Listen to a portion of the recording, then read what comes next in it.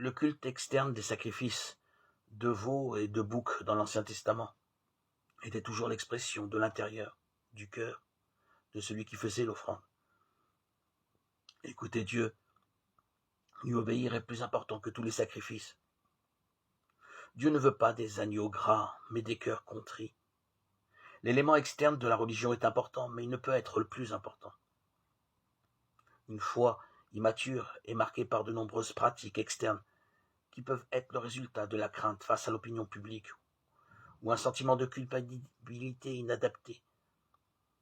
Jésus dit que il n'est rien d'extérieur à l'homme qui, pénétrant en lui, puisse le souiller. Mais ce qui sort de l'homme, voilà ce qui souille l'homme. Marc 7,15. Et ensuite il explique, ce qui sort de l'homme, voilà ce qui souille l'homme, car c'est du dedans du cœur des hommes que sortent les desseins pervers. Débauche, vol, meurtre, adultère, cupidité, méchanceté, ruse, impudicité, envie, diffamation, orgueil, déraison. Toutes ces mauvaises choses sont du dedans et souillent l'homme.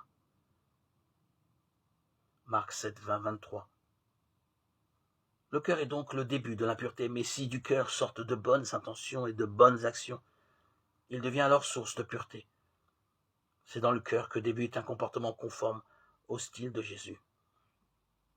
D'où l'appel à la pureté du cœur. Le Nouveau Testament connaît encore un autre sens du mot pur. Être pur signifie être bon, sans péché et sans dépendance.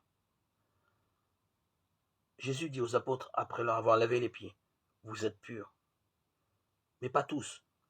Il connaissait en effet celui qui le livrait. Voilà pourquoi il dit, « Vous n'êtes pas tous purs. » Jean 13, 10, 11.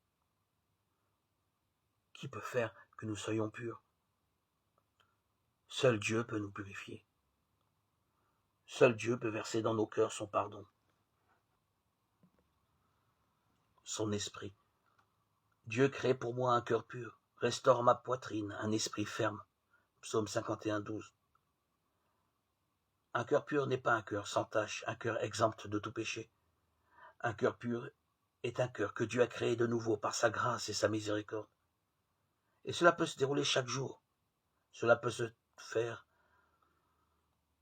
en commémorant le repas de la Seine, dans la fraction du pain, en nous réconciliant avec nos frères, dans une contrition, une repentance sincère exprimée à Dieu dans mon cœur.